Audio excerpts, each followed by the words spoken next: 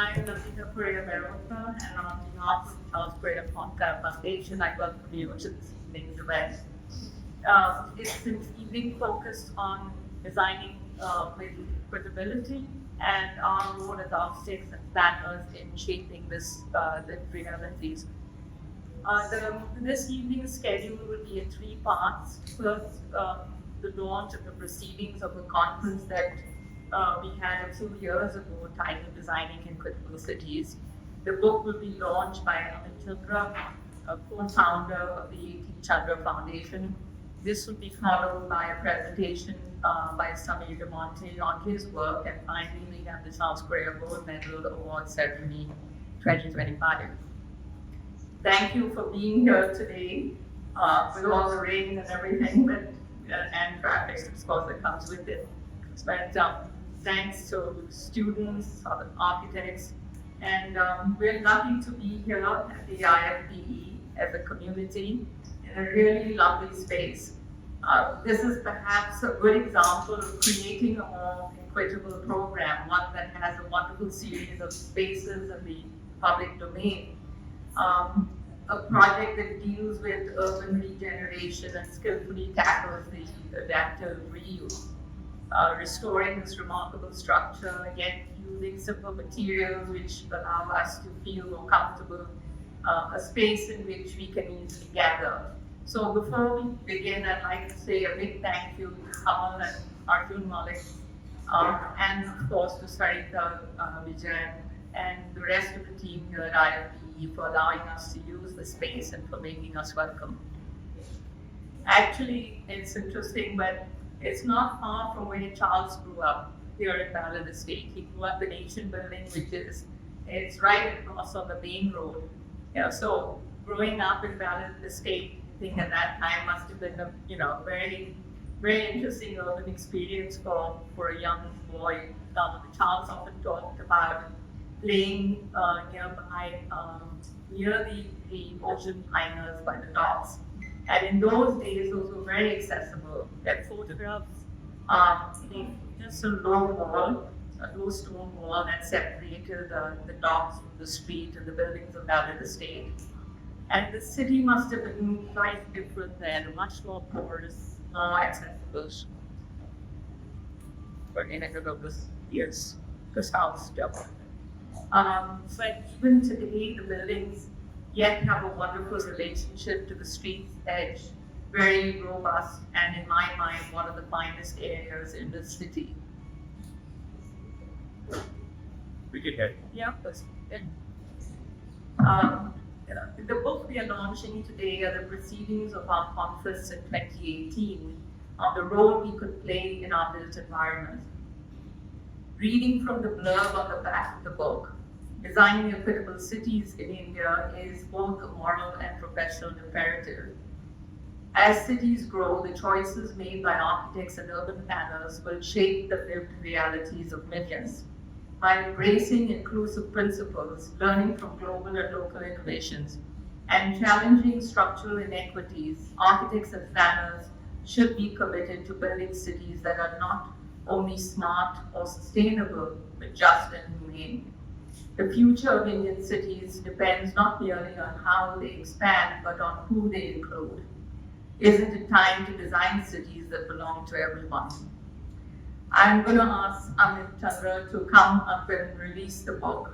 Amit is chairman of Bain Capital India and also, along with A.T.E.Chandra and Anuj Bhagwati, co-founded the A.T.E.Chandra Foundation. And through their philanthropy, their foundation has been amazingly supportive of NGOs like ours, NGOs that work on urban India. So please welcome.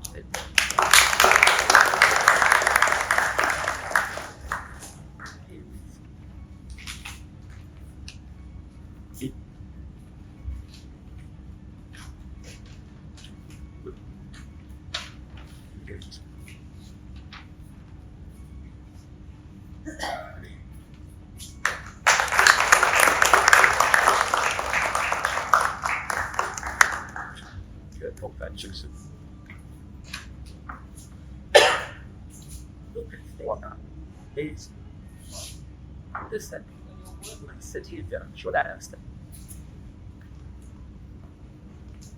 Good evening, friends. Brave the weather and collapse of the Elphinstone Bridge to make it here today.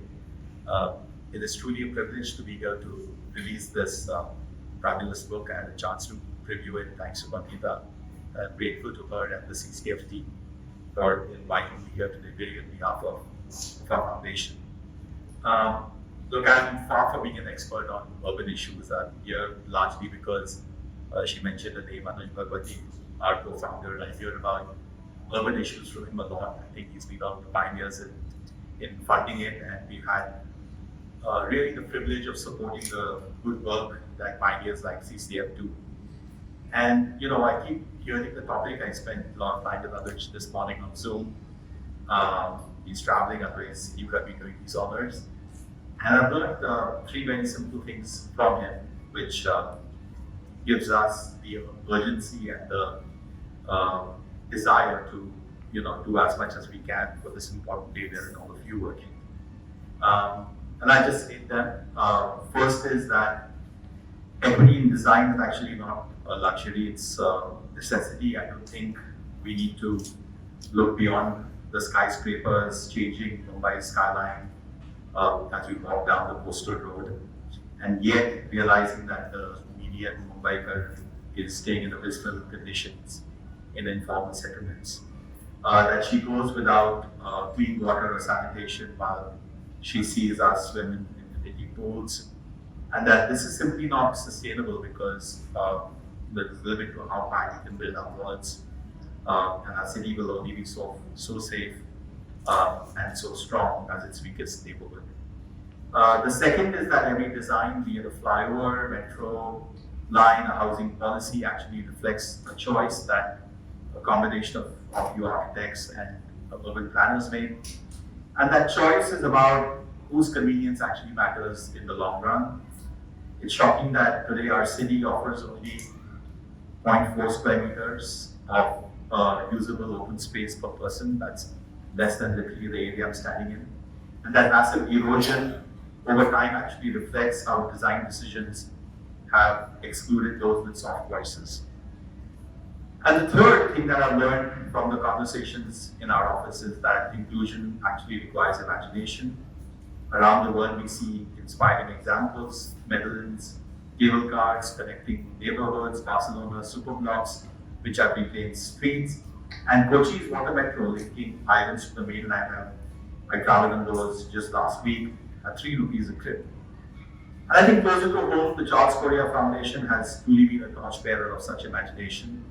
His work taught us that architecture is not just about buildings, but about shaping society. And so we therefore have this privilege of supporting CCF's work for many years. We see firsthand how it nurtures dialogue, research, and talent in many ways that has rippled way beyond Mumbai and Goa, and has influenced how actually the country is now thinking about equity, housing, and urban design.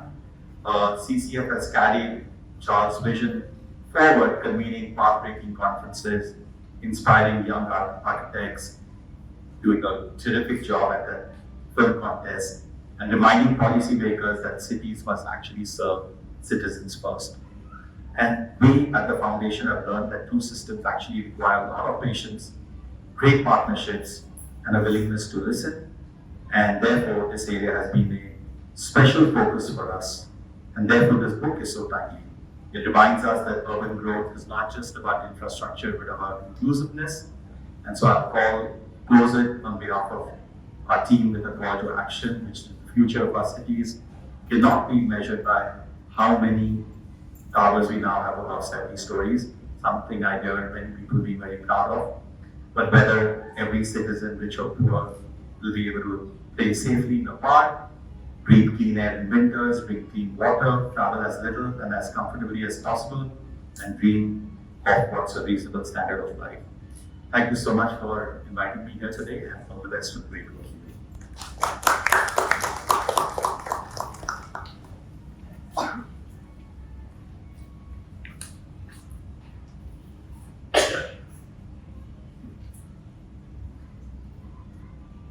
Yeah, thank you, Amit. We seem to feel that this issue of equitability is so important in our cities right across the country, and that needs to be very much part of our urban policy.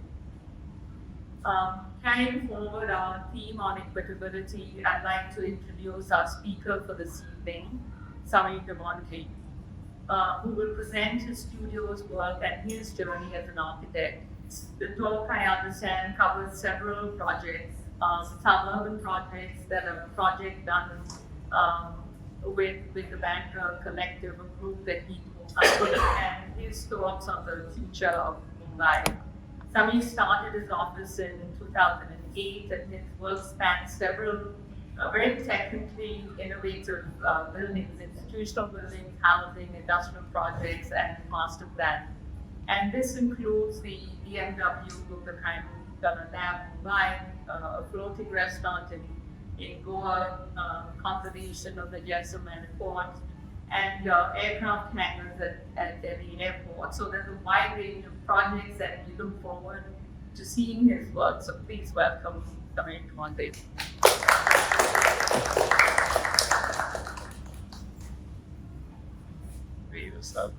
So thank you very much to Correa Foundation for inviting me to be part of this and to present our work here. It's a great honor, and it's something that I cherish greatly. So thank you very much. So when I graduated from architecture college, I did something a little different. I didn't join an architect's office. I joined a structural engineer's office. And I think I did that for two reasons. One is I felt I needed to understand a lot more about structural engineering, because I felt it was integral to how architecture should be built or designed. And I felt that the college did not give me enough of that. So I felt that I really needed to grow in that income. That first reason.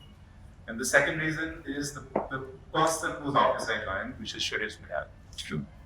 So I think many architects are not familiar with this work, but Suresh Patel is really a great designer, engineer, thinker, software engineer, and a man of many parts rolled into one. And he was part of doing an employment also that inspired me to join his office. Due to lack of time, I can't show much about what I did there and what he did. But he's a great thinker in many ways. His first project when he came back from abroad was the Better Road Flyover. And so some of you are familiar with it. It's got very interesting features. For example, it has a diagonal grid of beams, R1. If you look at the abutments, which are the solid parts of each building, which are solid building, not resting on columns, right? So the abutments there have a folded plate wall number. So folded plate is both structurally very strong, and we made that folded plate work as diagonal parking slots under the platform first. And if you look even today at the supports of the span in the middle, the supports actually have concrete hinges. Bandana stays right there. So if you look at them, the hinges are actually in concrete. And there's a hinge that is 2 inches wide that supports the entire bridge, which is cast in concrete. And the hinge it can work as a hinge, but it is in something called triaxial compression. So although it's a concrete, it's not a kind of ductile material, it's very brittle material. It can still work as a hinge. So many innovations, built into one very, very one-style structure, which was almost its first structure. And he did many, many more. And it's still there on Better, but it still works amazingly well. Fine. So I'll come now. So I worked in his office for 7 or 8 years. I became an associate, and then I quit and started my own firm in about 2008. So I'm representing my firm. So I've started some community-led projects. So this was one called the BMW Guggenheim Lab, which we did about 10, 12 years ago. So this was a project floated by the Guggenheim Museum, New York, and sponsored by BMW, where they were creating kind of an urban lab for about a period of 2 months that started with New York, then moved to Berlin, and finally settled in Berlin. And this was the structure that they used in New York and Berlin. So it was made of carbon fiber, which is very innovative for its time, and designed by A.T.E.Chandra, which is a studio in Tokyo. But when they came to Mumbai, they were all talking about how expensive the structure was. It's a hugely expensive project. It was literally probably cost $7-8 million to come. And to bring it to Mumbai, pass customs, and to have it was made by a very specialized German firm called Nuss. So just to bring it to Mumbai and install it would cost more than $1 million. They had that kind of budget. But we tried to argue with them that why it doesn't make sense to do something. Why don't you use Indian materials, which would be way cheaper? So we had sessions with A.T.E.Chandra and we said, let's do a bamboo structure. Now, and when we worked it out, we could literally do that structure at a cost of 25 lakhs. So they couldn't really believe that. They said, how many zeros are missing? We can't count. They said, that's the cost of one visit that you make because we find it used to extension. So ultimately, they understood that it was a gift, that you can do structure for $20,000. And this is what we came up with, along with the Chairperson. So it's very simple bamboo and rope structure. I had to go to these rope shops in Baifala, gravel this rope, and one of the rope needed was about 7 kilometers when you had it on. It was very, so they kept, I said 7 kilometers. They said 700 meters, so no, 7 kilometers. So anyway, we designed this structure, which was actually kind of a prefab bamboo structure. So it was based on how you look 2.5 by 5 figures, which was entirely prefab at a workshop at a bamboo workshop I found wood at Bain Capital India Advisors. Very simple to get a sheet structure, under which they had a variety of programs which are centered around urban thinking, urban research, future of the city, many such. This is the shot from the other side. So this was installed in the courtyard behind the Al Museum at White Club. And it was very interesting because at the time, there was the lion scene was just behind the sign. So the first time we actually did the lion already wanted to do this. The first time we did all those things to really remote side. It was literally like 50 meters away. So in the design, we tried to incorporate some of Indian traditional bamboo construction methods, right? But eventually we learned that, in a structure where safety is important, wind loads are important, you can't rely only on that. So we had to partially use these, but also reinforce the structure with action muds and bolts. So we try to use a combination which deals with the flavor quick, but also have the safety that was required to be. So these were the prototypes we made. We did a lot of R&D on what types of joints to use. So this is the prototypes we made in the workshop is now. And this is the finished structure. Right? You can see the lots of government. We also did a second structure, which was a structure that moved from location to location. So interestingly, the humanities have said, we understood in Bombay there's kind of a culture mafia, which is centered in the south. Right? They somehow understood that in the short plan. So they said, let's take this to places where people never get to see this. So this was Mahim Beach. So they took it to 5 different locations. So we had a structure that was dismantleable. We had to move it, dismantle it, move it again, protect it in space of 40 hours. So for a space of 5 weeks, every week it moved to new locations. Like there was Mahim Beach, there was a small park in the Gurugram, there was the Priyadarshini Park, there was Monument Circle, which is the couple of nations. And it really worked well in summer because people had never seen this kind. That was right on the beach at night. This is in Priyadarshini Park in South Bombay. Yeah. So we also designed the steel boxes that you could just pick up and place. So the app is a foundation. So you pick up the box and you just the wooden seat there to lift up the seat and you fill out the sand. So that anchor goes structure down. So it's safe in windows. And this was engineered by Nest. This is a home for the ages that we did on the to an Arctic site, Banderi. So they luckily had this large available, and they've been here for a long time. And it's the client is an order of nuns who kind of provide, free care for elderly people whose families cannot afford to take care. And their philosophy is that they provide a very high level of care for small. So they have 100 residents, and for 100 residents is 200,000 square feet. So per person, it's 2,000 square feet. Yeah, it's a lot, no matter what these cities. So we designed a very horizontal building with minimal diversion. And what we did is we kind of pushed the side.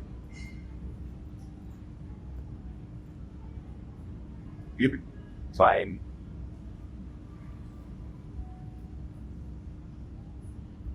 We push the building to the edges of the park so that you kind of get a very nice garden. So that the garden is kind of a respite from the city. It's like a secret garden, nobody knows about it. But it centers the whole project, and everything goes into the garden. So there's a multi-faith chapel, there are dining halls here on every floor. So the garden centers everything. It's kind of a peaceful place where they can grow vegetable, bring it to that. Simple but effective. This is an early render of what it looked like. We've kind of simplified this up to give you first functional forms. And that's what it looks like ultimately. This is the chapel that had these pins and glazing inside it. So this is the roof of the chapel. So what we like to do in our design is we like to utilize structure, both for structure as well as for, as a kind of a design element that adds character to the space. So we like the idea of something playing multiple roles. So here we have a diagonal grid in the project. It's actually a pre-engineered building. That's a simple steel. We made a diagonal grid that forms a kind of three-dimensional frame, which we then clad in wood to make internal members. That's what it looks like ultimately. After the wire loft at the back. These are front here. Front facade. So we also add ramps to every floor of the buildings because in a fire, we need to be able to evacuate people. Lifts won't work. And in a building where people cannot run or walk, you need to obviously sometimes evacuate people by windshield. And we also added sprinklers throughout the entire building, even though the CFO did not ask for it, because, like I said, you have to protect residents and make sure that there's some backs and evacuation, ventilation, speed out. Yeah. So staircases, you see, are not done not only with mid-lantics, but with water landings. And these risers are 4 inches high to make it convenient for others people to grab out. Railings everywhere. So this is a community center, which is kind of the center of a large housing colony in Pune, called St. Patrick's Colony. So they had a central plot of about 100,000 square feet. So they wanted a community center and a garden there, so we designed both. So we presented them with 2 options, one with kind of arches, built it, and one with a flat roof option in built out. So they selected the flat option, and that's what the building looked like. So it was kind of inspired by the Gymkhanas of Mumbai. You could like the Bombay Gymkhana and Bangalore Gymkhana to some extent. So there's a large open pavilion in the front, and there's a rhythm of office, colonies there, and then the enclosed spaces at the back. But the interesting thing that we did is we always like to do skylines. What we did is we put the wall between the open and the enclosed space in the center of the site. So both the outside as well as the inside has access to that amount of light, and that worked out quite well. So this is what it looks like up in the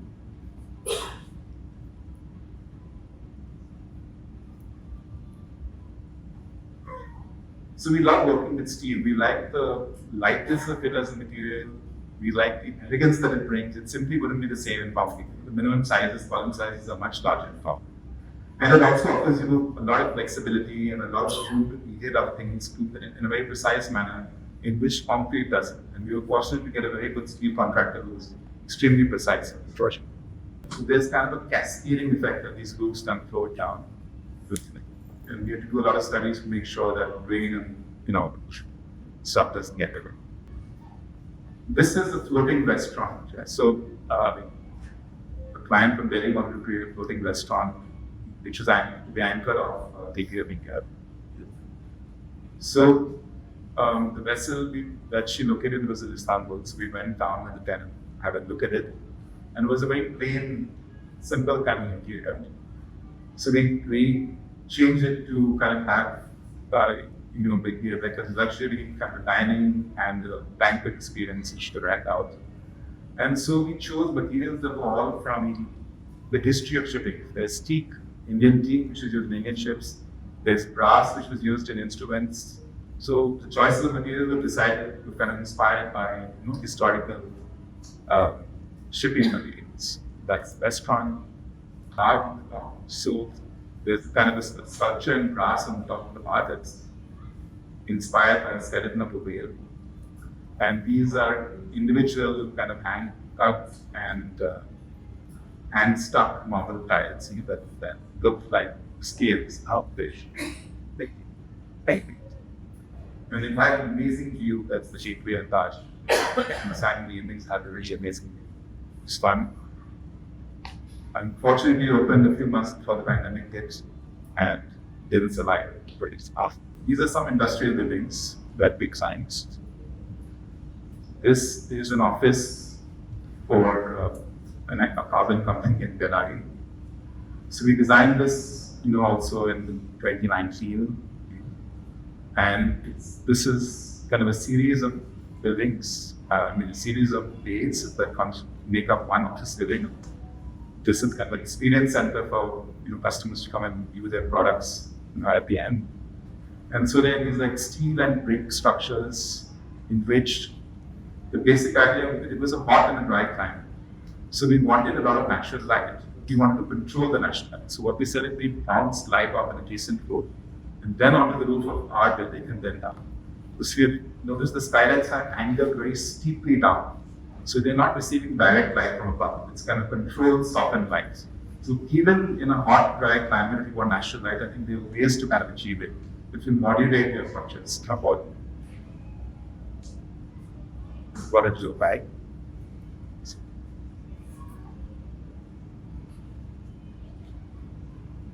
Some event is completed. So unfortunately, the foundations for the structure were completed just as the peak of the pandemic hit. And the client wanted to complete this in a hurry. And we couldn't find any contractor, we could only find a local contractor. So we were forced to change this beautiful steel building into a flat roof RCC building, exactly the same plan, but a flat RCC roof with brick walls. So one of our biggest regrets, that plan.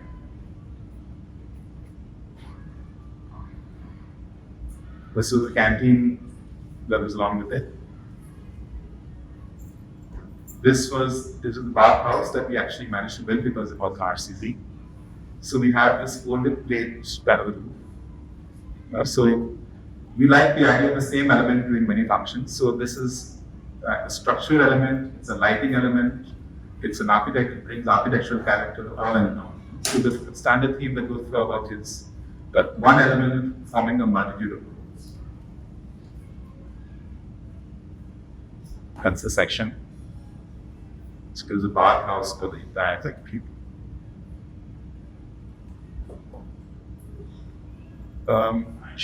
The operators with behind times.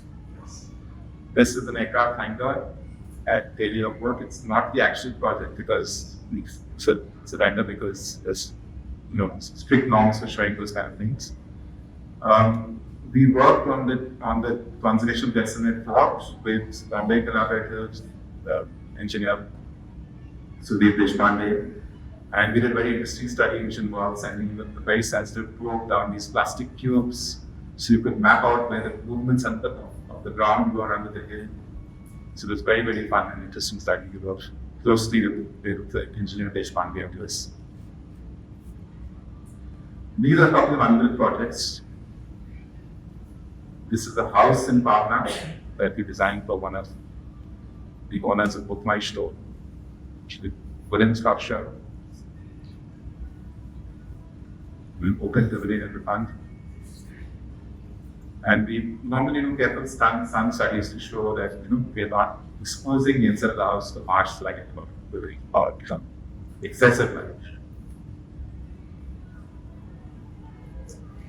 So at some point we decided that as an office we would like to also give back to the city. And the first project we thought of was to look at Bandra Station because it had many problems. It was disorganized, traffic was chaotic, there was no convenient way to change from getting out of the station to getting an auto or getting a bus. It was unsafe, chaotic, and it had absolutely no kind of redeeming qualities or kind of organization structure. So we came up with this plan and we actually proposed to government, as a citizen proposing something, and to us they said yes.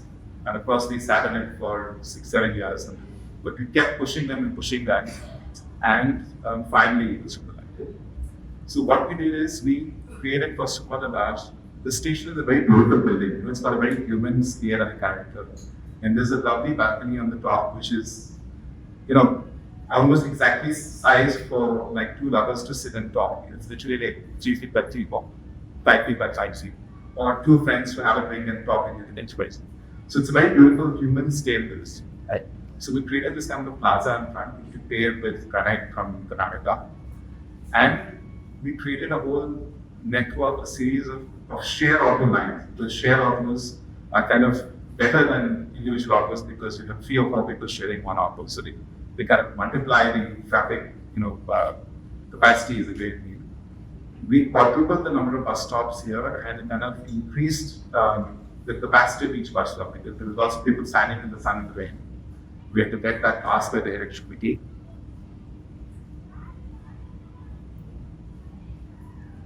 So the design of the bus stop is also kind of inspired by, in the station itself is something very interesting to see. The actual columns are made of railway sections that are kind of bolted together in a hexagonal slide. So if you go there carefully, look, actual columns are made of actual rail sections, like the train goes up. So that inspired this kind of design where you have many columns that branch out and label out of shift. So we have individual share auto lines, share specialized for different destinations in share auto. We created lots of signage also, but that was not enough. We actually created signage for each bus stop with a map of Bandra showing each route, the route of each bus. So, going back to this for a second, it's possible as a citizen to make a change here. We also happen to be architects. It's not that a citizen, you can propose stuff. And of course, this is all pro bono. You're not going to be paid for it. Right.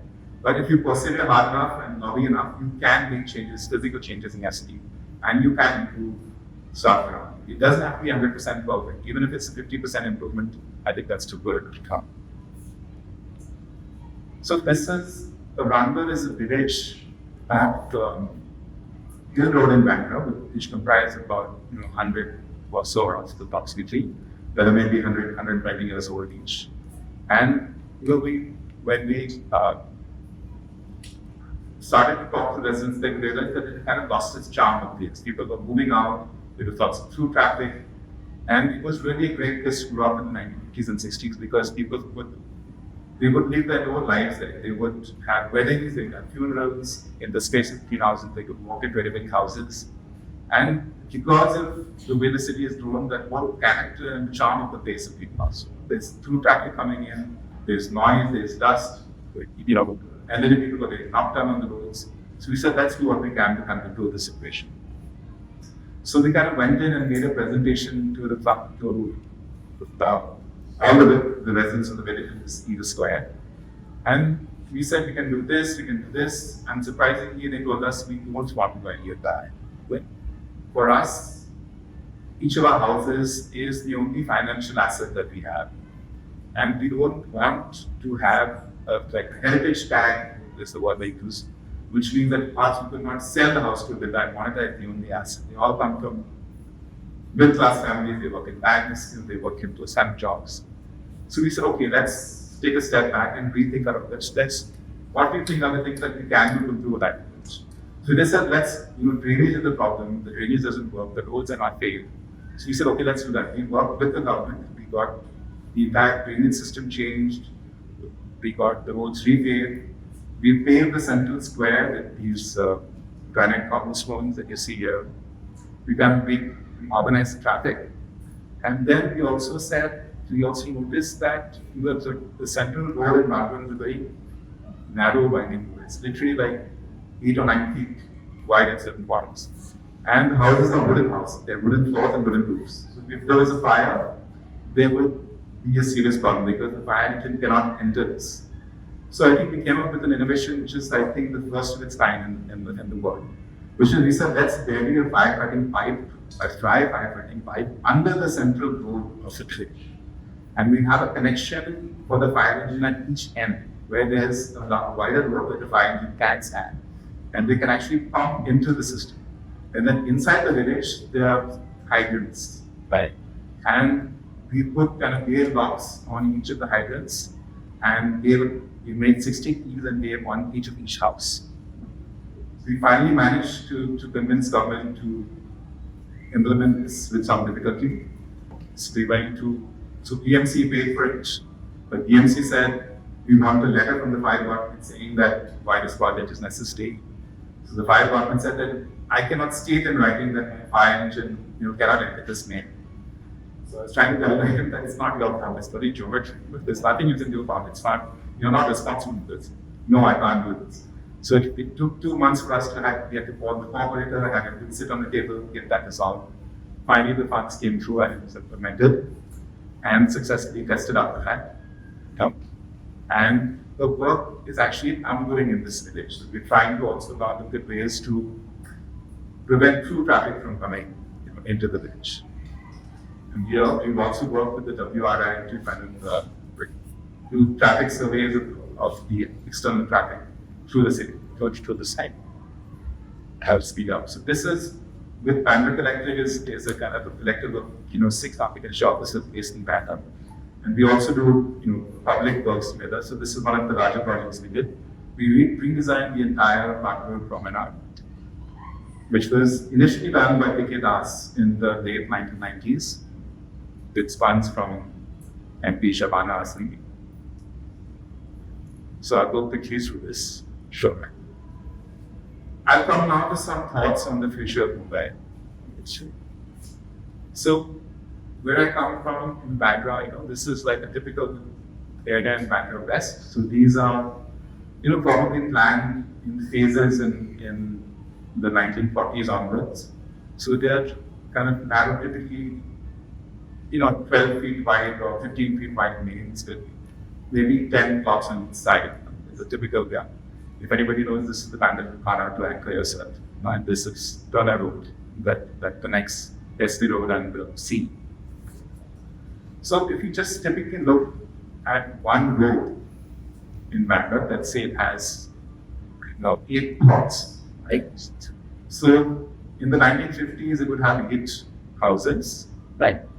So let's say 6 people in each house, for example. So you would have 50 people and maybe 4 cars because not many people have cars. Okay. If we now fast forward to The 1990s. so with increased FSI and apartments, those 50 people now become 8 plots into 22 apartments into 176 apartments, which is 800 people and 176 cars.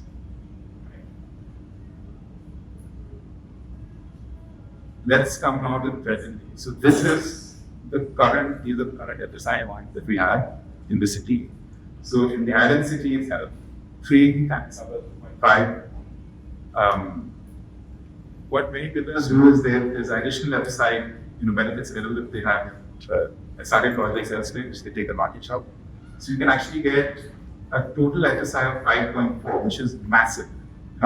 Which is probably, I would say, 2.5 times the previous FSI that was undertaken those days. It's a massive jump.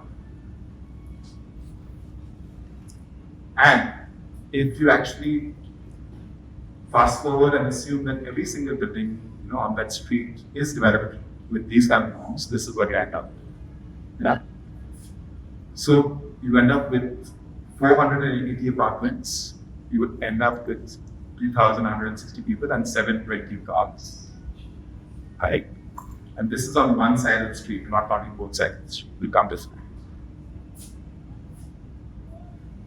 So, in what universe does this compute? Does this make sense in any way, shape, or size? We are blindly going ahead with allocating higher FSIs with really no idea of what the impact of the whole city is. So just imagine if every single building is built like this, right? And this is not fantasy, it's already happening up in the future. If you go from, just look at the jump from 100 people to 8,000 people and 8 cars to 1,400 cars and one street, and multiply that by every single street in Bangalore and then every single street in the city. It doesn't make sense in any way. Okay. So these are examples of this is already happening. So these are existing projects, right? With super. The other thing that I think we have to be extremely careful of, it is every building, the standard model of every building now is 4 or 5 stories of still parking, and then apartments or commercial above that. And what is the effect of this? We are walking through a direct sea of primaries, right? Every vibrant city, every image of vibrant city that we have in our mind comes from interaction between the building and the street. There's a healthy interaction. Jane Jacobs called it eyes on the street, everybody else. That's the image of a healthy city. And when you have dead, uninhabited spaces, of parking, the entire face of the city, the entire feel of the city changes completely to that. You will have dark streets, you will have dirty streets, you will have people who don't walk on the streets because the other effect of this is that you're building right to compound wall. So you cut down almost all trees, right? You have no trees, you have dirty streets, you have crime, you have people not wanting to walk in the streets, they're just get into the SUV in the middle of the building, drive to the location and come back. So this is a complete sea change in the entire way, in the entire city. And we're kind of sleepwalking into this. These are some more examples of buildings currently being finished, just exactly this situation. And because we have AI, you don't have to imagine it, you can kind of visualize it. So this is the kind of future of Mumbai, and every single building is going to be like this. You see the amount of redevelopment projects happening currently.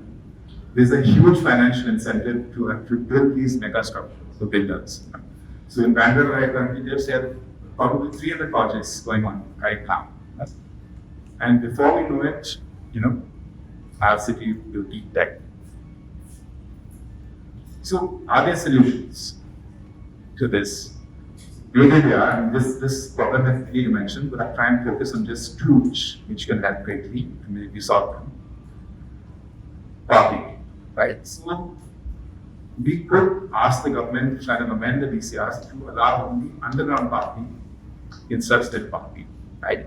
We should at least mean that you have occupied spaces on the city and not the entire coding which is built to the edges of the plot. You can save some trees.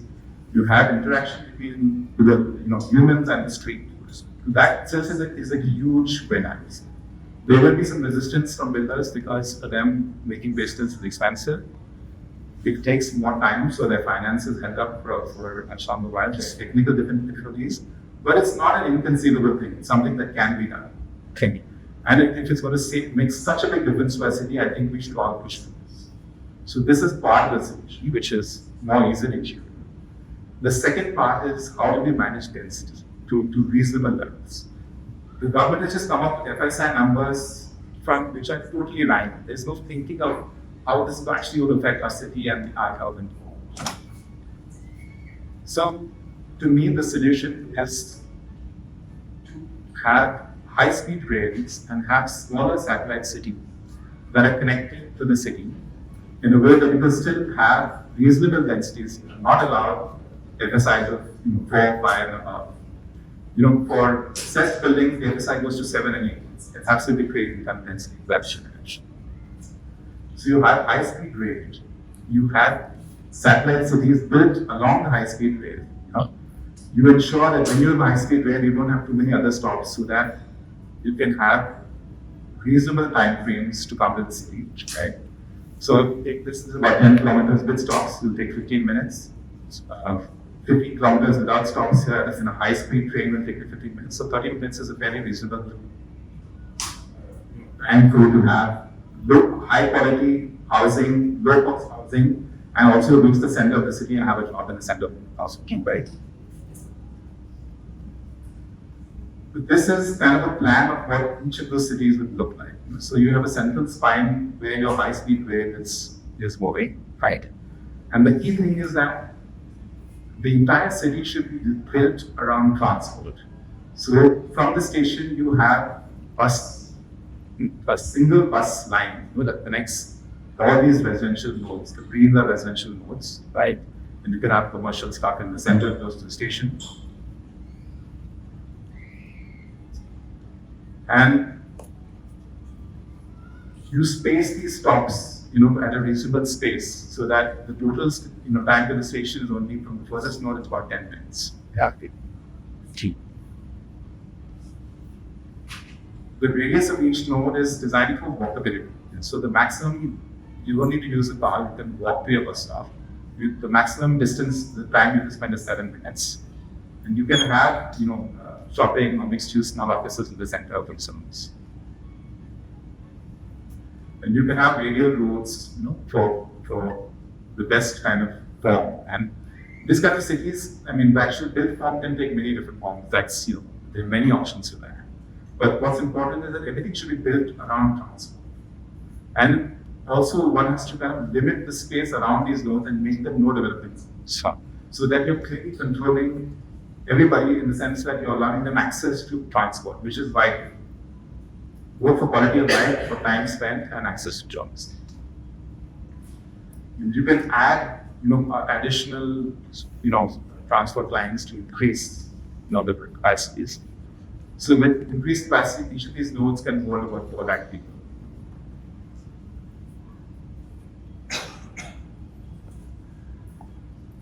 So, if you add up all these things, they give you significant housing capacity. So each line will give you about 1.6 million people. So that's sufficient to house users, the influx and the number of existing people in Mumbai who want to have decent quality houses at a affordable price, and as well as access to jobs. And so the question I leave you with is, can we afford not to do this? Are we not killing the city that we love? Charles Correa said in the 1980s that it's a great city, but it's a terrible place. And we've only made it a worse place, since that time. That's our, the sum total of our achievements. But I think now we're heading towards the death of the city, if we're not careful. And it's not just a place we live, but Mumbai is an economic engine for the entire country. Right? So can we really afford to lose the city? At some point, people are going to say, no, I've had it. I'm moving on. I'm not going to pay them 7 crores for a small box of space looking at my neighbor's toilet pipes and spending 3 hours in traffic ready to a job and have no parks, no open spaces, no quality of life. People are already saying it, but somehow we're kind of used to it. So I'd like all of us to think deeply about this. Thank you.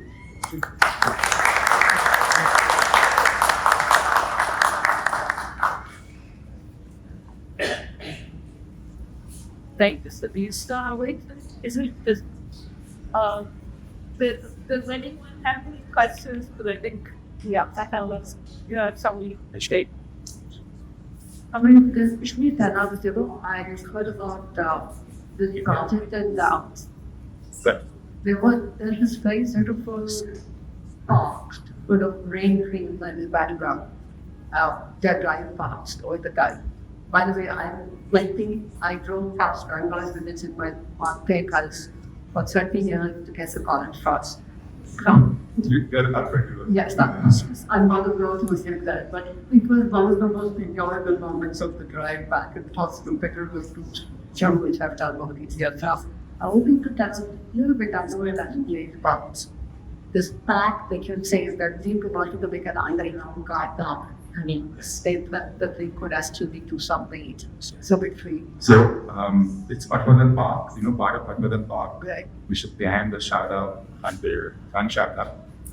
And it's actually a beautiful park, which is not as a playground, but control, that.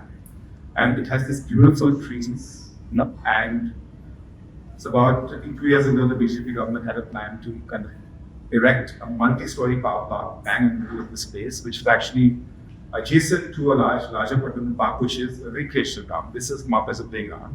And kids there used to play volleyball, they used to play football, they used to play cricket at different times of the day. In Durga Puja, they had a Durga Puja Pandal there from India, which was a beautiful place. And they came up with this absurd idea of putting up a concrete housing cars there. And the group of us got together and we started organizing events every Sunday. You kind of attract attention and kind of create draw eyes to it. So we had football matches, we did cricket matches, Uddhav Thackeray came, EMC Commissioner came one day. And finally, a smaller group filed a PI against this project, because clearly they hadn't even changed the land use and were trying to go and do this. So the BMC and the government re-released the same tender 11 times. That's how determined they were. But I think finally what happened was the contractors bidding for this job realized that it's a record case, it's going to take many years. They lost interest and were cleared. So to be it was a war of attrition. It was far from clear that we would win the case in court. But luckily a group of people came together. There's Adan Abraham and Samar Das, Nitin Kilabla, a few others, and it was a victory for citizens. And I hope, and I keep saying that as citizens, we should raise our voices more. So we're not doing it enough. We have a voice. We're lucky we're in India, charity you can't do that. But all of us are actually scared to raise our voices. We should be using our voices a lot more. We have democracy. If you don't use it, you'll lose it.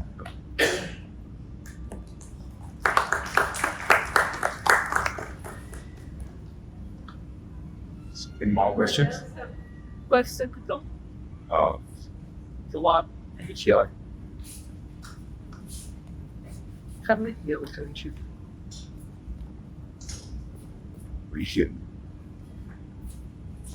Okay, so thank you very much. Now we move on to the third part of the evening. Here is Charles Correa Gold Medal. We are all here, the students, also professionals, and especially those of us who spend some of our time at least nurturing students in the long process of becoming a professional. And I think it is important to be here for occasions like this, for the everyday teaching, for the mentoring, for the supporting of the internships, etc. Because as we all know, becoming a professional is a long process. To the students and to the recent graduates, as you know, it's not about just passing an exam or getting your degree, but a process of learning what skills, building a moral framework, and within which one practices. So your attitude, like what Samir was just saying, how your attitude is taking on the responsibilities bestowed on you is something that takes many years to develop. But perhaps the first step is that process of doing your thesis. And the focus of your thesis, the preparation for that semester is so important. The Charles Correa Gold Medal recognized the step, and so is given to the best thesis project across India.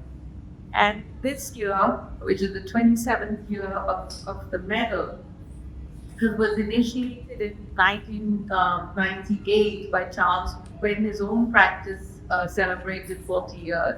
And he wanted to give back to the profession. And so the medal recognizes quality and talent among young students of architecture for their undergraduate thesis, which is the first in a first professional degree course. Charles took this medal very seriously, and every year he would lead the jury. And he also designed and oversaw the production of the gold medal that he found. So those are the drawings. and those are the minted medals that are given out each year. It's a two-stage competition. A student is selected by the college and then sends a thesis to us. This year, 54 colleges registered to send in entries.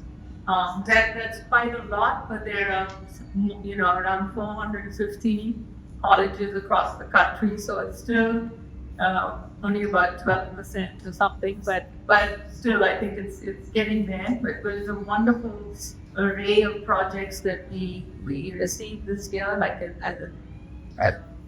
most of these years. As you know, there are no fees to enter. We just need the college to register and select the thesis. So if the college hasn't sent us up, please be after them. It's really worth being part of this. Over the last few years, we've made an archive of the submitted theses on our website. So students in preparation for their final semester can go through these as reference. We call this the storehouse. It is our digital repository of undergraduate architectural thesis projects from across the country. We have close to 50 to 60 colleges sending in their entries every year. And so the foundation, since 2020, since we took it over the gold medal, began digitally archiving and curating these academic projects on our website for everyone to access. So this is updated annually once we receive the entries. And the storehouse presents itself as a digital library of projects for undergraduate students. So we have over 200 projects now, and you can see on this map, so one is as you zoom in on Google Maps, you can actually see the specific site, not just a big dot. It's at the actual site of the student view, and it's color-coded, so programmatically. So you have a very good sense of exactly what is the program, what is the site, what the previous pieces to look at. But as you click on that, then you get to the actual drawings and stuff. So it's really very it's quite exhaustive set of projects. In the coming years, we hope to expand this pool of knowledge by reaching out to more institutions across the country. With close to 400 colleges in India, we aim to develop a current and overarching repository that pertains to the various issues, the geographies, the climate, the materials, and the culture of the students and enthusiasts who use it. Each year, CCF invites a jury of 5 architects. I request this year's jury to come forward, and I'm going to introduce them briefly. This year, the jury was chaired by Vandana Ranjit Singh, who is an architect, an educator, and founder principal of Ranjit Singh Associates. H.D. Lewis is Dean of the MOM program at KRVI. Shilpa Ranade is a practicing architect and researcher based in Mumbai, and she is founding partner with Science Barwala, from Design Equitable. Rohan Varma is the principal architect of Varma Architects and a doctoral candidate at TU Delft. And Samir D'Monte, whose work we just saw, is the 5th juror. So I request each of the jury members to say a few words about the thesis projects they reviewed and how they pertain to Equitability Through Design. Most of guys. So we were very lucky. We had this modeling topic, which the family. I would say any kind of family, at least 5 of us were on the jury women of the years. And so we got together and we just looked at the pieces and we went on at the night. I think that's what equitability is very about. It's about metric social value. And the major projects, the Cofounder status had, and the Chairperson also, was really heart-rending. So, I'm not able to see the projects also records that it was very difficult to actually connect to their kind of sentences because equitability itself is very hard to do it out.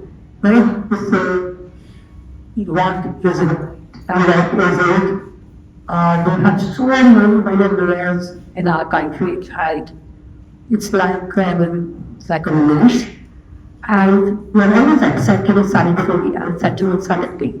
So it's very hard to serve a criminal very clearly. So how do we make the value actually choose what's right? And you can see that those choices were correct over that. That's about we'll have to fight to say who will it help, who will it not help. So that's clear. So these are always business all yeah. So that makes it really very hard to decide whether someone has done the right things. For instance, there were projects that were architecturally beautiful, and that itself also gives you a lot of pleasure. They work very well, and so for most of us, they were like very seductive, and you wanted to put them out there because they were so beautifully resolved and worked so well as architecture. But then maybe they didn't really tick all the boxes, like as somebody picked up an impossible problem to solve. All the best brains in India haven't been able to solve those problems, like affordable housing. But gave it a shot and said, we try and do something with it that will help. The ideas that came through, they were flawed, they had lots of problems that the students were not exposed to, problems like politics or whatever. But that was also very commendable. So we tried to find that and we tried to do our best. And I want to put it out there that all of us thought that none of those young people deserve to be left out. But yeah, when this is a gold medal and it's when you realize that what we did. Yeah.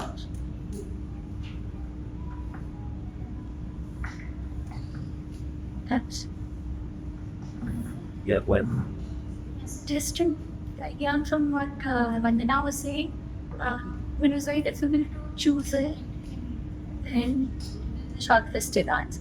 I was thinking on it, looking back on it actually today, but in matter what we really went for, and excellent cases does in a way which is it gives us the opportunity to look at problems and to address. You're choosing the site, you're choosing the program, you're choosing the people you're designing for. To kind of look at it and as an inquiry, not just as a design by itself, but like you're saying, look at the challenge that you take up to address to people who normally you don't end up designing for, because they end up designing for a privilege. So I think so. So the final ones which we did end up selecting were the ones which went into this thesis as the inquiry, right? So there was a design question which they were trying to address and counter. So that was very important for us. In terms of like talking about equity, what was critical is that what has public projects, and which is what most thesis projects are, right? They're public projects. So very few people are designing individual houses. So we don't know who we are designing for particularly, right? So we don't know that this person does this profession, does this as a whole cause. And what happens then is that we end up designing for a universal user, a kind of unknown user who we think stands for most people, like most users and clients. But if we're considering the power structures that we operate in, the user is normally a kind of a young, able-bodied, kind of middle-class male in a way, right? So it's in a way that when we design a house, let's say an apartment, we are thinking of happy, nuclear, heteronormative family. Right? So it's kind of these norms that end up picking out another. And when it comes to equity, actually, it is to think about what I think is that different people access space differently, right? They have different needs from space. So equity is about looking at the differences and how does it address those differences. And so equality is about providing the same thing to everybody, right? And equity in a way begins where equality ends in a way. So it's not equal, it needs different things, and how does that kind of address those? So I think the projects not happening is that becoming that tentativeness that was there in these projects, right? With the idea that we don't know what these people need, and let's look at what they need and kind of when to come to an answer. It might be an incomplete answer, maybe, right? But then it was looking at that. So it was exploration. I think that's really important in case that's what we caused in many of the publics, but particularly the ones which he shortlisted. Thanks, Shilpa. Thanks, Vandana. I received an email saying that you have to speak for 3 minutes. I made sure I timed my script for 3 minutes, so I've written something down, reflecting on the work we saw. So here goes. Charles Correa, in the essay on equity in his book, which is there, Place in the Shade, writes, and I quote, "For centuries now, every society has produced the housing needs naturally and indigenously. Mykonos, Jaisalmer, Sana. This is not a habitat that an outsider has to come in and design. Rather, it is the end product of a process that is organic, like flowers in a meadow. So if flowers haven't appeared, then it's a sign that something is wrong with the system. Our job is to understand what is malfunctioning and try to set it right. The focus of the medal this year is equitability through design. The entries receive address the issue of equity. But the challenge was, how does an architect intervene through design? A few concerns come to mind. Firstly, does one posit oneself with manifestos about equitability and not manifest it through architectural spacemaking? Secondly, should one only identify all the components that address equity but does not have the design skills to manifest memorable, timeless architecture? Thirdly, aspirations of the people need to be addressed. Hence, the question is, how can an architect intervene without a patronizing attitude? The design intervention should be clever, sensitive to the place, community, and people. The architecture must manifest as if there was no external agencies orchestrating space makings. Lastly, in our world that is faced with contemporary challenges such as climate change and sustainability, we need new interpretations and definitions to address these issues. To quote Charles Correa once again, he said, "If there are two alternate ways to achieve a goal, of course, we should choose the one that is more resource efficient and more gentle on the environment. But we must understand that almost all development involves a certain exploitation of resources. So what we need to do is not just maximize one extreme over the other, but to find an optimal balance." The selected winner and the 2 citations have addressed the above questions explicitly or implicitly. We as a team of jurors agreed that these projects align with this year's focus, equitability through design. I would like to congratulate all the students representing their institutions who have submitted the entries. I am glad to see that we as a professional body are concerned about equity, justice, and architectural design to transform our built environment. All the best to each of those entries which have come in. And as you embark on your professional career, please treasure these values of great architectural design. Thank you.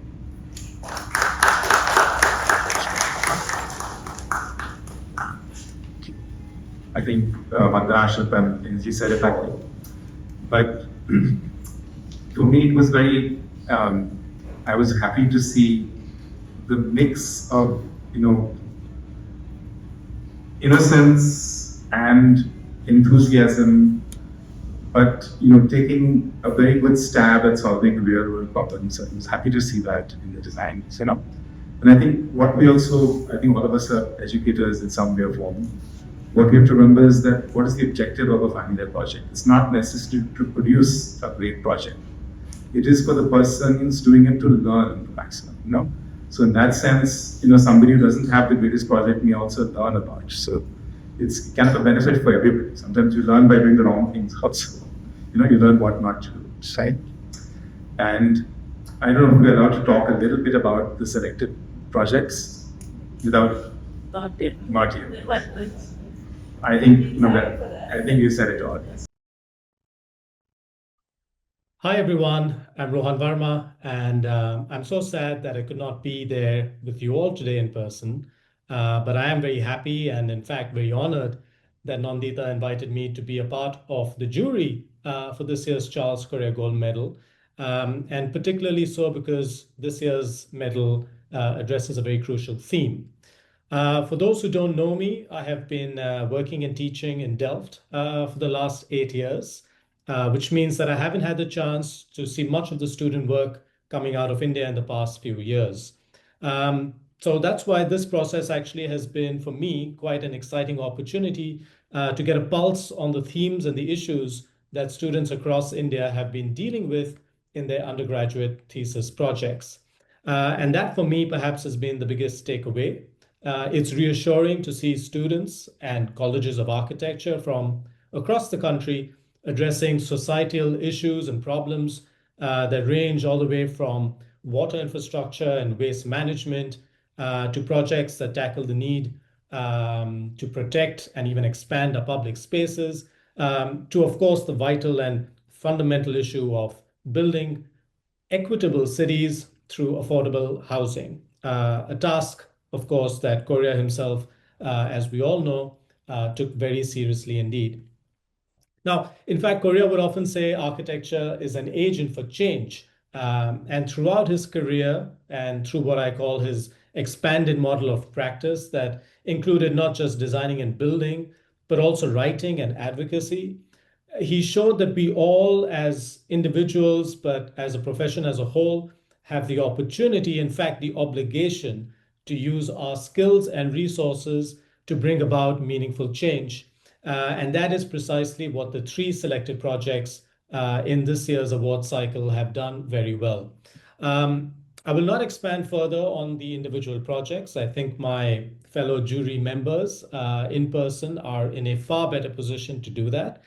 But I would like to read out a few lines from an essay that can be found in this book that Correa published in 2010. In fact, I, as a recent graduate back then, had the good fortune to assist him on this book. The essay's title is Make Sure It's Your Train, and it was actually a convocation address that he had given to graduating students at SPA Delhi. So I think it's an entirely appropriate essay for you all, as you all are also graduating students in a way. And I can tell you that it has often guided me as well on this journey that you all also find yourselves now in right after graduating. So in this essay, Correa states, and now I'm going to quote from the book, he says that it's not so much the talent one possesses, but the nourishment one gets that will make one grow. And this nourishment can only come from the work you are doing. So if your first job is on a train that's going the wrong way, it really doesn't matter how much one is paid or how easy life is. If your talent is denied the nourishment it needs, it will gradually dry up. This is why 10 or 20 years down the line, you will find that those among you who are doing the most interesting and significant work are not necessarily the ones who graduated with top marks in your class. but those who had the good fortune to address the right issues. So that's my final message. And that is that whether you've won the gold medal today or not, make sure that you remain a student of architecture and that you spend your life addressing the right issues. As nominees for this prestigious award, you all have a promising future in front of you. But as more and more success comes your way, make sure that whatever you do, you get onto the right train. Again, I apologize for my absence this evening, but congratulations to you all for making it this far, and good luck with your next steps.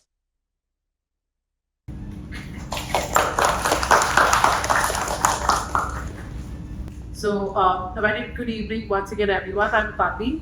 I'm the Assistant Director at the Correa Foundation, and I'm extremely honored to get the most exciting bit of the evening to host, which is announcing the awards.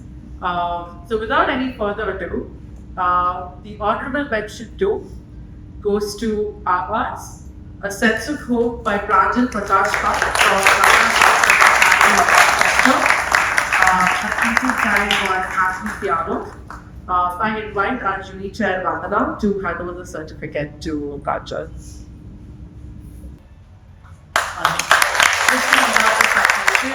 This clever, convincing proposal balances standardization of units and the adaptability of spaces to create versatile communal areas. Through a systematic approach, it achieves a technical resolution of the typology. This in turn facilitates placemaking in a temporal setting, lending agency over the land. Equity is at the forefront of the design, reinforced by the possibility of customizable clusters and densities, entirely facilitated by the users. Abbas is a refreshing and relevant inquiry on housing models for transit populations, those who rent our houses. Pranjal, if you could please explain your. Good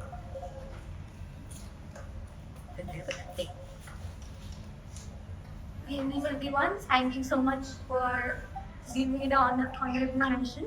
So, my thesis topic could go when I went to a routine site visit and my eyes moved from the tall structure into the edges of the site, and there were this torn tarpaulin sheets and studies that made fragile structures for literally the one that are building our home and are being denied of a place within it. So the initial study started with analyzing all the migrant construction workers that are coming in, like the states that they are coming through. For example, Bihar, South, such as Jharkhand and UP, and analyzing what kind of festivals do they celebrate, what kind of religious practices or cultural practices that they celebrate, and then the requirement of spaces according to their needs. So, which gave me a foundation for my entire studies, and then I looked into the 3 aspects that are social, cultural, and the economical aspect. The site that I chose for the staging site for whatever can be possible, since it's a movable modular structure that or modular prototype that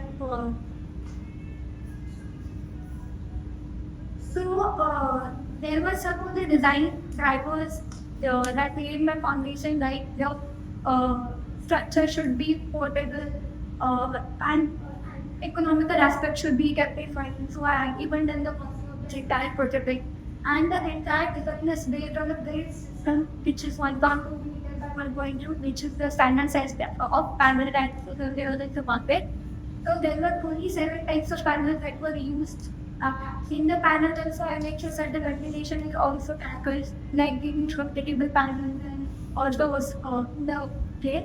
The material selection was also done on some of the criteria like thermal comfort and economical aspect. So, and also because of the panels, the discontinuity and the assembly of the panels are done in such a way that wherever this prototype is placed, even the climatic condition, the panels can be turned according to the orientation. So these were the members of the prototype and the construction techniques. So it is the temporary structure. All the connection details were dry connections, plate and bolted connections, and so it's basically hands-on home at the because the labor are making it for the laborers. They can make their own house in whatever they want, or in whatever way they want.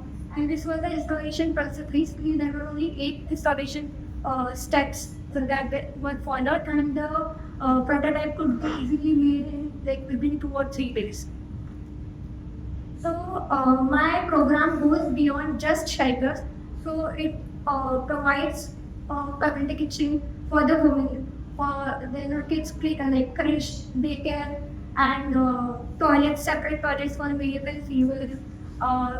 Yeah, and the costing, if you see, the costing is also done like every prototype, every unit is given a costing, and which is like very affordable for the contractor to also make. So basically, this is the cluster formation that, if you can see, the cluster is formed in such a way that cluster formation. So basically, cluster is formed in such a way that they get a private veranda, a shared terrace, and also a private courtyard and a shared courtyard within the cluster itself. So see, this was the cluster formation and some of the visuals that they present. So also there is a proposal for a shared courtyard, which if there is a cricket screening or a movie screening, then we can just give a white button and they can watch. Then for festival celebration, like Chhath Puja is very common in all the 4 states, where on ordinary days kids can just play around and all. And these were the site proposals. So it's not just a home, it's like an ecosystem where everyone comes together. And even the placement of the toilets and the creche were done in such a way that the women get privacy, yet they are in the site of anyone for the safety purposes. So yeah, thank you.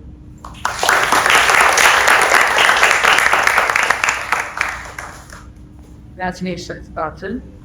The next honorable mention goes to In the Search of Light, a case study of Subhash Nagar by Akash Kamble from Indian Education Society's College of Architecture.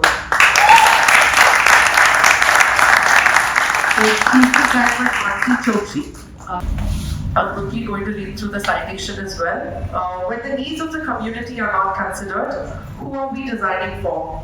Backed by a participatory approach, the case of Subhash Nagar contests the status quo of current SRA working models in large metropolitan cities such as Mumbai. Following an excellent study on the unit and typology, equity through design is achieved by actively involving the end users to reimagine their homes and surroundings as a pleasant and livable community. The volumes of spaces were addressed across multiple scales and user groups, culminating in the synthesis of many disparate elements into one cohesive whole. A commendable, honest, and hopeful take on affordable housing. I invite Akash to present.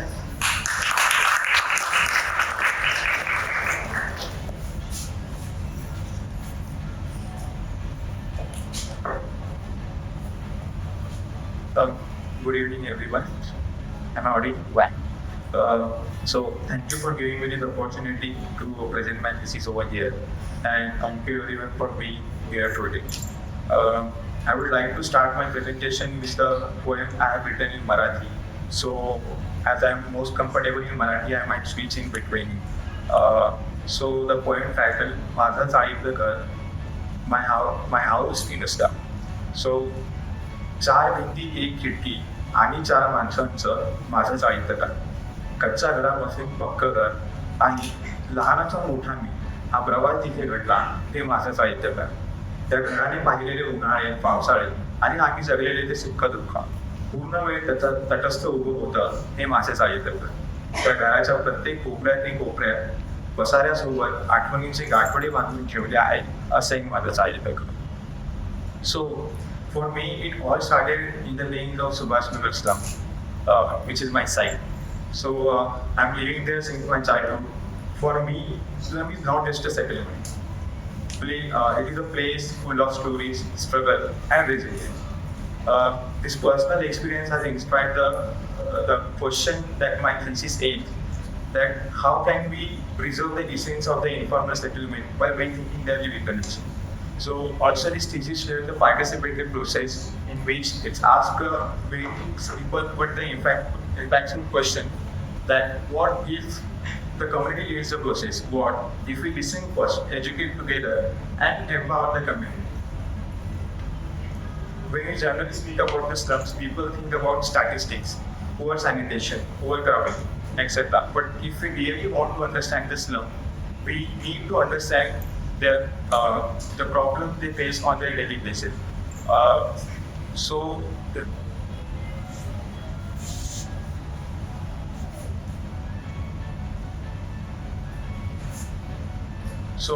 This is my house.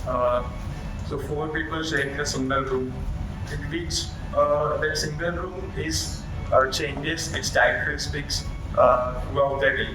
So in the morning it is a kitchen, in the night it is a bedroom, and in the and during the day it is a workplace for the user.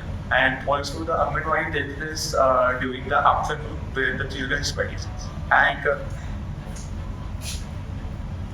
also there are many problems we face in the settlement.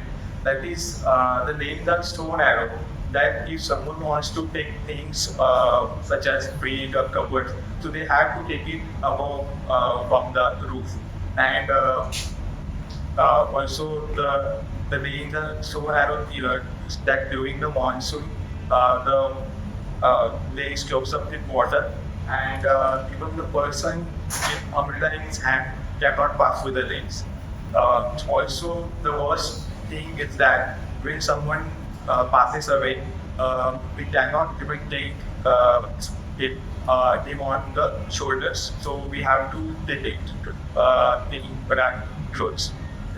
So, also, listening to the daily conservative conversations between the community, such as like आई कोणाला तरी आई बाहेर जायला सांगते बोलतात मुलाला की म्हणजे पत्र्यावरचे कपडे काढून दे, किंवा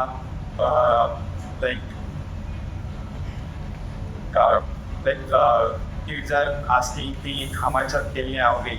So it's explained better that how the social interrelationship plays very important role in slum. Also,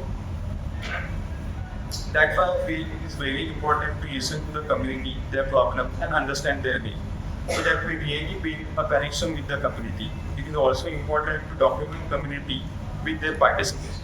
In this process, educating is equally important. Educating the community means exchange of knowledge and make them aware about their lives, about cleanliness, human environment, educating children, financial planning, and etc. Also showing them live case studies of successful community projects such as Sanjay Nagar slum redevelopment, will help them to understand what the community can do for themselves. So I try to understand their needs at different scales, such as at unit level, street level, and the community level. So every stage that and it helped me to derive the program for the redevelopment. And every stage was designed according to the discussion with the community. So these 3 boards, these 3 courtyards are connected with each other. And these 3 courtyards are the major community space inside the settlement. So the first courtyard is the open courtyard. It is for kids to play.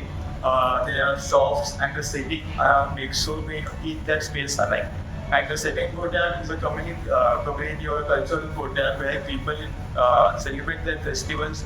Also, there is a community kitchen, which is a khana, which is the point of revenue generation for the women in the settlement. And also, community hall, which is the flexible space which works with the second. And the third courtyard is a learning courtyard where all the age groups are coming together and sharing their knowledge to each other. And also it gives a sense of safety as it is in the sector definitely is play area. And the women empowerment sector newspaper Gatna and the community library looks toward the units. So the units are also designed in the discussion of the community.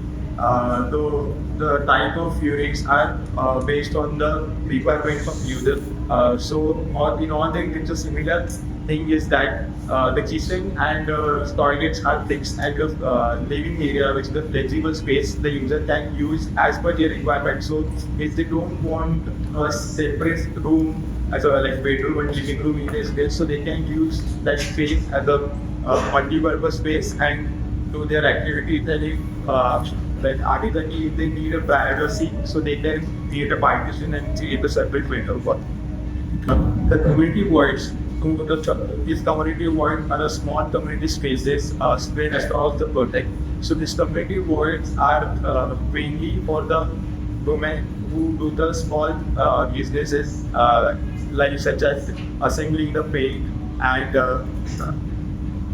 embroidery work. So they can use this space like coming together and working there. Also, these community wards can be used for a small gathering or community events which a small units hold. The extremely important stage of this process is empowering the community.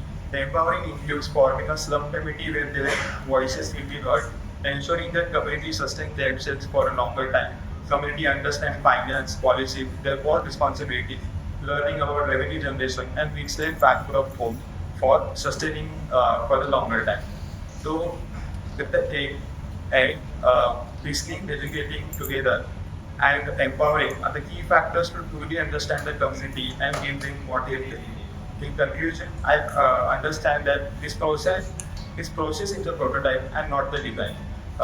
If you follow this process at different sites and locations, the outcome will be different according to the community and the context. So, the equitability through design is only possible when we really understand who are we really designing.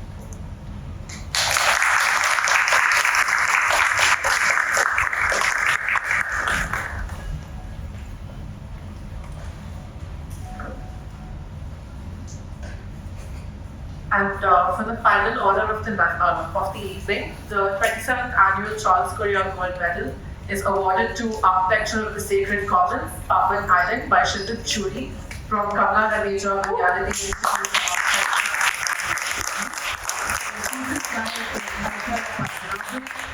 I invite Nandita Correa Merosa to hand over the gold medal as certificate to Shintip.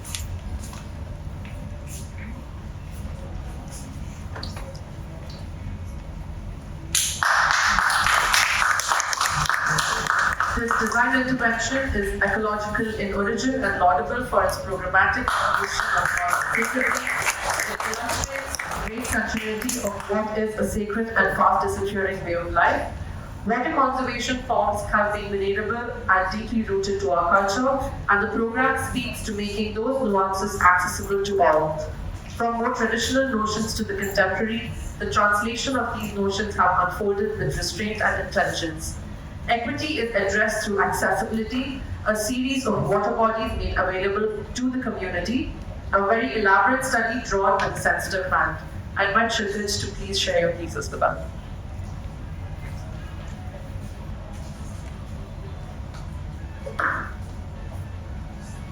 Good evening, everyone. Thank you so much for this opportunity and the honor of the gold medal. So my thesis, Architecture of the Sacred Commons, is situated in the sacred landscape of Papan Island. The Papan Island sacred landscape itself is shaped by 64 of the Tirthams, which are the holy water bodies that once sustained the ecological and the ritual. Beyond the spiritual role, these step tanks function as decentralized water systems, recharging aquifers, resisting seawater ingress, and also ensuring equitable access of water to the communities. Today, the neglect has led to cultural erosion, ecological vulnerability, and restricted community use. So it brings us to, it prompted me with the question, how can architecture restore links between the ecological and the cultural? This thesis reimagines the Tirthams as active commons, where the nature-culture link is restored through water. For this, I started with the mapping of these sacred water tanks on the island to understand the orientation that they are in, and also to understand the scale, their positioning based on the pilgrim routes, and basically also the topography to understand the hydrology of each of these water tanks. Later, I also studied the evolution of these tanks, which started with a freshwater body which had mythological associations, which were then sort of made into these step tanks. There was a cyclone in 1964 that also buried most of these water tanks, and which were rediscovered very recently. The rediscovery and because of the burial and loss of these water tanks, a lot of these pilgrim routes also are now not very active. The town is very famous for the temple of Rameshwaram, which also draws a lot of pilgrims to the island. The rediscovery of these water tanks sort of also brought in a new imagination in which these water tanks were gated, and also the access to these tanks were restricted for the community. So only a particular type of communities were allowed or had access to these water tanks just for rituals.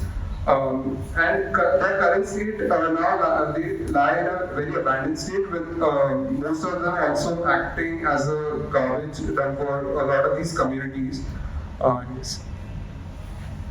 So I also started with understanding the water culture on the landscape. Basically, because of the mythological association, most of these water bodies, water being a very scarce source on this island, since there's no river or other fresh source of fresh water, water is very sacred, and a lot of the coastline, the freshwater bodies are all associated with sacred beliefs and are used for rituals. And previously, the dependency on these tanks were also largely for water. Post colonization, because of piped water connection, that dependency also got away. So the main question was about abandonment of water tanks, which had led to cultural loss, including loss of religious practices, collective memory, and also public spaces. The ecological effect of this was the reduced potable water on island, reliance on inefficient centralized systems, and seawater intrusion in aquifers, along with loss of flora and fauna. That prompted three more questions, including who controls access to water, who shares the ownership of these common resources, and can reimagining these water tanks as urban commons through decentralization resolve the urban water crisis on the island. So this was a larger master plan of the island, where you see the Rameshwaram town and the temple. My site is located a little in the northern part of the island, where a lot of local communities are situated. The site is also the highest point on the island, which is just 25 meters above the sea level. So that is the only topography that was available on the island.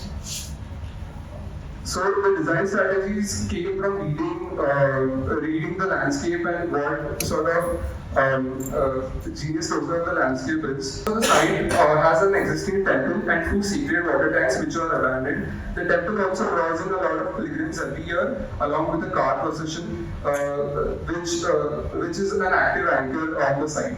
There are few people who still practice using the sacred water tanks, and thus this site was chosen. Coming back to the design strategies, most of the strategies came from reading the landscape, where the act of descending into a water tank was very prominently seen. That is something that I tried to carry forward in the design as well.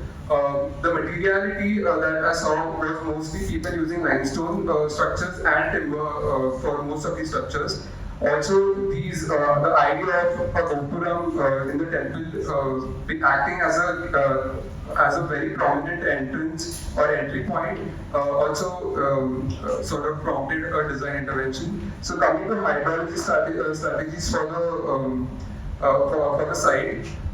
My proposal was reimagining these water tanks to sort of revive them and also increase the amount of water tanks that exist that can sort of get implemented on the site so that there's a lot more potential water recharge.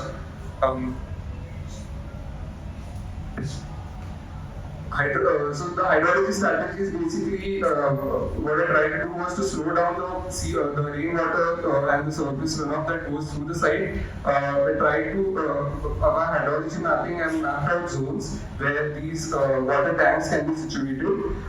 Zoning of the programs, the yellow boxes that you see are the public programs which are more catered towards pilgrims. Then the blue programs are all for the communities. One thing that was very that was a key design factor was to keep the circulation accessible to everyone. So the red lines that you see is so it acts like a pilgrim path around all these water bodies, so that there's equal access to water bodies throughout the intervention.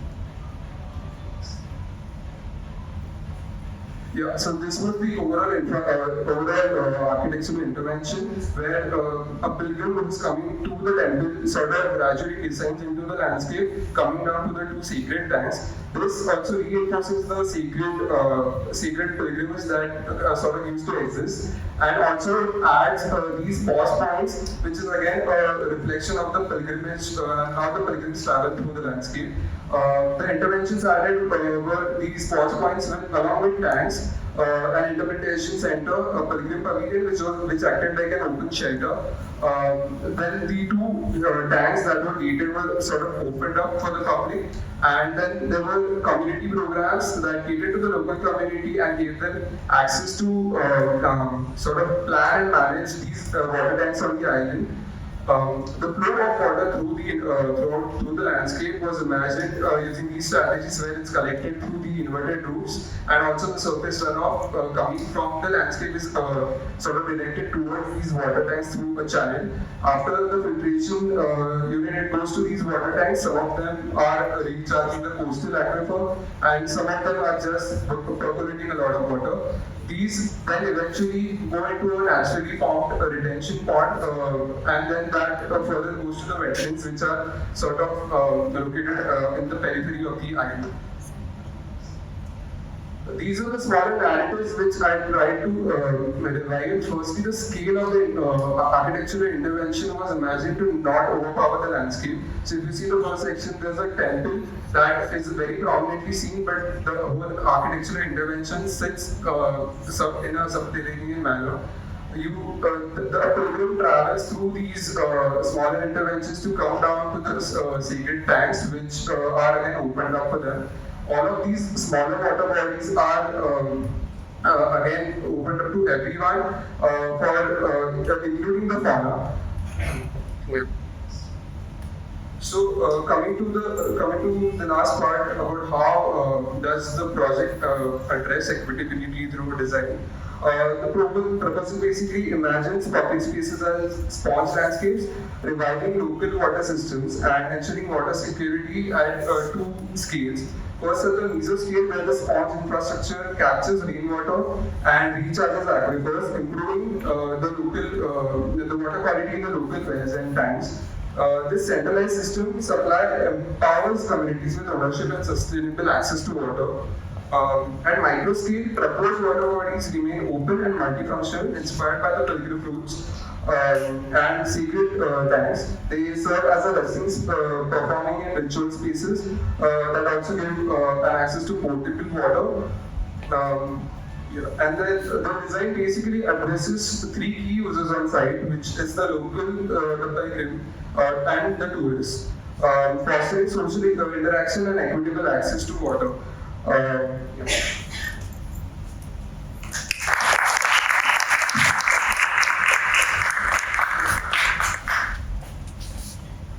Hearty congratulations to all the winners and to all the colleges that participated. For the next 2 years, the theme continues. It remains equitability through design. We also have launched Designing Equitable Cities in the book today, so I invite you all to please have a look. They're up on display and up for sale for the for this next couple of days. They're available at discounted rates, so please do check them out. All the colleges that submitted their entries this year have been updated on the storehouse, and we encourage all the colleges that are present here to not only participate but encourage other colleges to really engage with the foundation, with the work, and with the gold medal. Have a lovely evening, everyone, and thank you so much for joining us once again.